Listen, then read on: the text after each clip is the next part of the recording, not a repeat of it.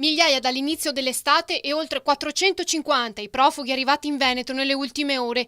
Il prefetto Cutaia mostra tutta la sua preoccupazione. Abbiamo quasi esaurito le disponibilità delle strutture di accoglienza messeci a disposizione dal volontariato laico, volontariato religioso, enti locali. E quindi adesso cominciamo a trovarci in serie difficoltà. Nel caso in cui un prefetto dovesse trovarsi di fronte a un consistente numero di persone sulla pubblica via o in piazza all'addiaccio, non può far altro che procedere con strumenti autoritativi e quindi la requisizione. Continua a verificare personalmente lo stato di varie strutture perché siano messe in grado di ospitare dal punto di vista igienico e della sicurezza famiglie intere che giungono stremate sulle nostre coste, ma spesso non trovo riscontro.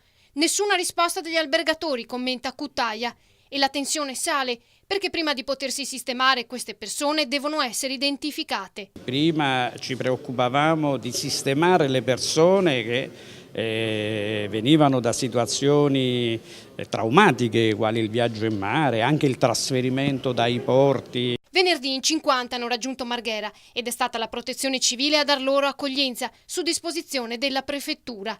Giunti da Taranto, tra loro anche molte donne e bambini di nazionalità eritrea, sono stati accompagnati nelle varie destinazioni da volontari del comune che hanno fornito loro generi di prima necessità.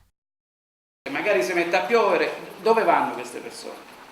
Un giorno e mezzo possono stare in questura, negli uffici di polizia per essere identificati, poi mica le possiamo tenere